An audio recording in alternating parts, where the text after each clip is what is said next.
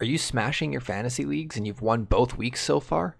Or have you failed to pull out a win and you really want to make a comeback? Well, we're going to break down week 2 stats, give you a couple players to watch, and keep you up with all of the fantasy ins and outs as the league develops. The best way to win a fantasy league is to stay engaged throughout the entire season and not tune out just because you went 0-2 in the first 2 weeks. So let's take a look at some stats from week 2 here. So this is my stat spreadsheet. It's pulling the stats from this last week of games. And there's a couple things to point out in here.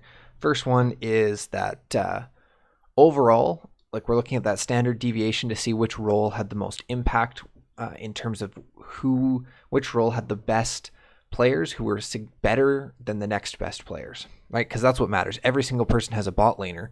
So the fact that they're scoring the most points doesn't necessarily mean that it's the most impactful role. What does is that there's a lot of players scoring a lot of points and there's a lot of players not scoring a lot of points.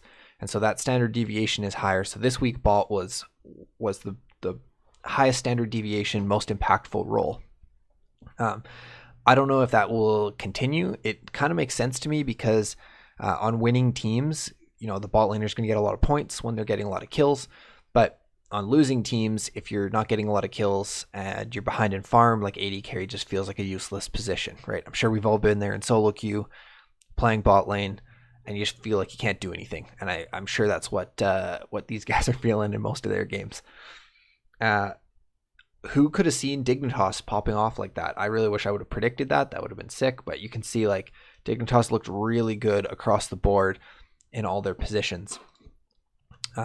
Best player of the week. We'll get to that in a second, actually. Dignitas this upcoming week has FlyQuest, CLG, and TSM. So still a really solid week for them. So you might want to look at picking up Dignitas players. I said that Sven and Alfari were going to be the best players this week.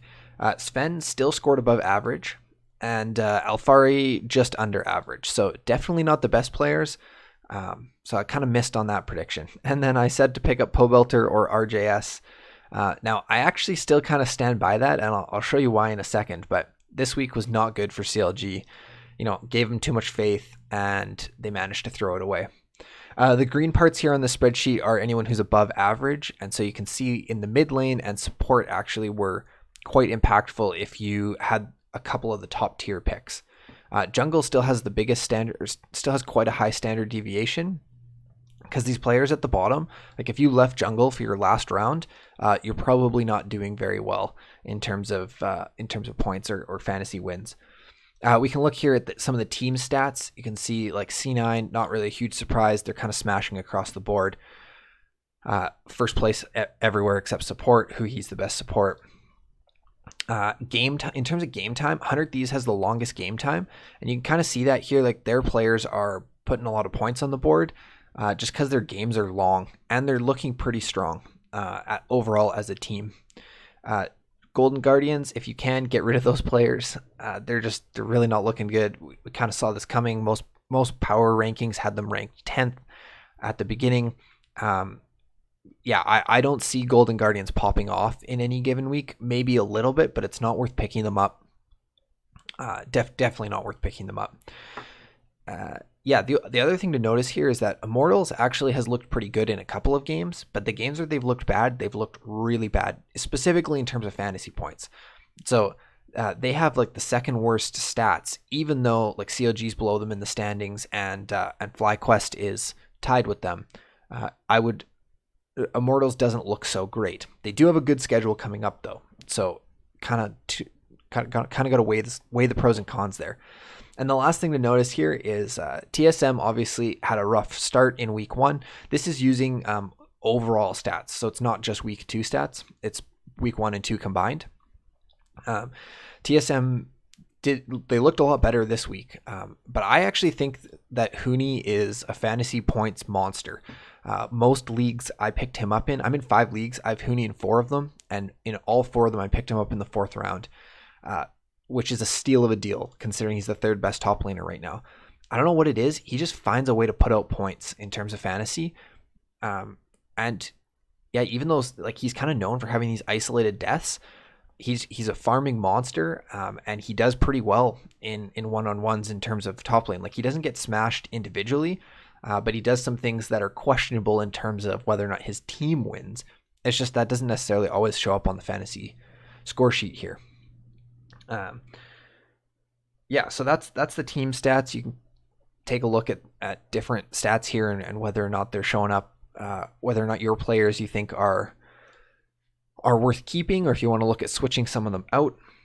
I also have been doing an overall stats spreadsheet here. So I actually went in and typed in the stats from the lock-in tournament so I could get a bigger sample size to see how well how well players were putting out points.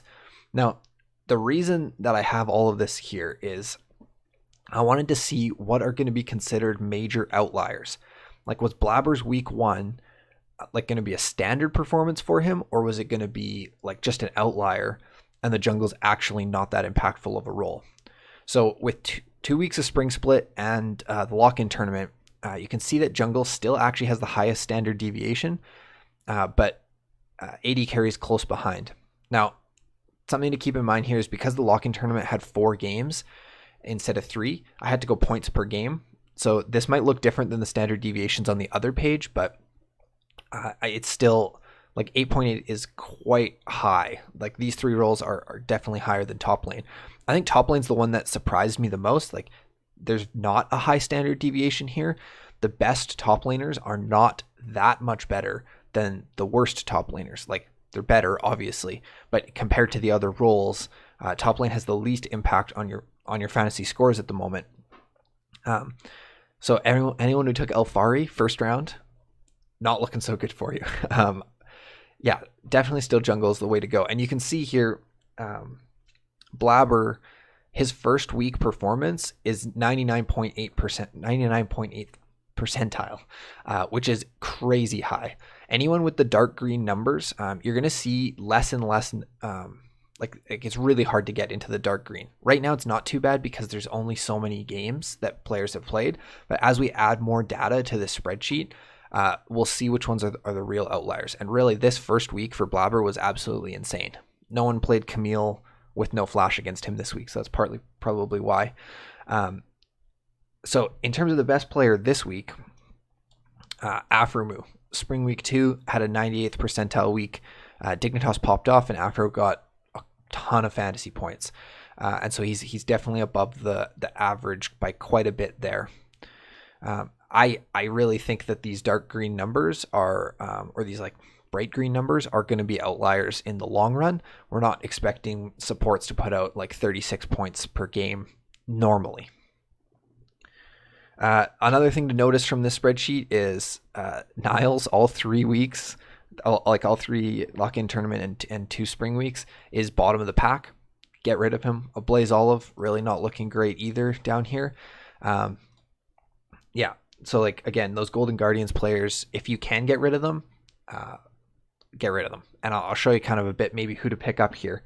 And the last thing is just that jungle is still the most important role. Personally, for me, this makes a lot of sense. I actually find jungle the easiest to pick ban as well. I picked Olaf for closer, and he literally won me my one matchup in that league just from that last 100 Thieves game where he got Olaf. And I was pretty sure he was going to play Olaf at some point based on the patch and everything. Limited jungle pool, and yeah, like he put in some work for me there. So in terms of next week, we'll do our best next, and stats are gone. Okay, so for next week, we've got our players to pick and our best next week. So just a reminder, players to pick is going to be players who are probably available in your league. So I'm picking from kind of the bottom tier teams. And the best next week is just going to be who I think is going to actually perform the best. This week it was Afromu. And I was definitely wrong on Elfari, mostly wrong on Sven. Oh, actually, sorry. Here's what I wanted to show with Pobelter. Let me go back to the stats here. So mostly I'm just trying to recover from saying that people should pick up RJS and CLG had a terrible week. But if we look at the team stats, CLG doesn't look great. We know that. They're second last place, or tied for last, sorry. Pobelter or RJS is is currently the fourth best mid laner. Like Jensen is ninth overall. And I really think that RJS, when CLG does well, will pop off. So I wasn't saying get rid of perks to pick up RJS. But, you know, if you were stuck with a Blaze Olive or even Palafox, like RJS could be a really good pickup. That's what I said last week. So I'll change up who I'm saying this week. So the players to pick, first one to look at is Xerxe.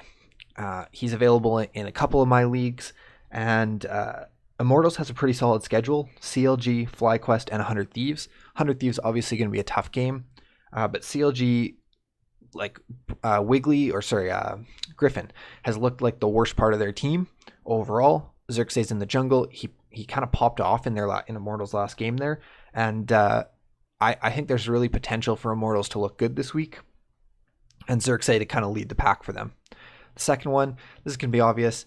Neo is available, I think, in almost all of my leagues, and Dignitas looked really good. They're really gelling right now, and I would be surprised to see them just like fall off instantly next week. Dignitas has a much harder week with C9, TSM, and FlyQuest, but if you look back on the stats sheet, Neo in the first week when Dignitas didn't do so well still was the fourth best AD carry. Fifth best maybe, but he still put out more points than Tactical, even though Dignitas went 1-3 or 1-2, and TL went 2-1. So I think that even though Dignitas has a much harder week this week, I think that they have the potential. Neo has the potential to put out some points. You know, again, that's if you have a lower tier AD carry that you want to swap out. In terms of best next week, in the jungle, like I'm picking jungle and AD carry because they're the two most impactful roles. I think Josedeodo has the potential to be the best next week. FlyQuest has got a great schedule here. Dignitas, Golden Guardians, and Immortals. Dignitas look pretty good, but I think that, you know, there's the possibility like these two are going to match up in the jungle, so it'd be hard to tell. But most leagues, Josedeodo's taken. I think he could be the best player this week. Kind of depends on if Blabber keeps playing on this like all-star level. And last but not least is FBI. 100 Thieves has an incredibly easy schedule this week with Immortals, Golden Guardians, and then the TSM game's obviously going to be a little bit harder. But 100 Thieves has been winning these games against the lower tier teams like Immortals and Golden Guardians, but not smashing them. And so the game goes on a little bit longer. FBI gets those kills, and they're really slow and methodical in the way that they win the games. So that's my pick for who's going to be the best next week: Josedeodo and FBI. Let me know how you did in your fantasy week 2, and if you picked up RJS. Sorry, my bad. Too much faith in CLG. They're going to absolutely lose, go 0-3 this week. I'm just saying that, so hopefully they actually win some games. But that's it for the week 2 stats breakdown. Hit subscribe so that you can stay tuned for my picks and bans video, which will come later this week. Even though it's the same patch, we'll take a look at kind of how the week went and who you should be picking and banning for next week. So hit subscribe, hit the like button, and may the fantasy odds be ever in your favor.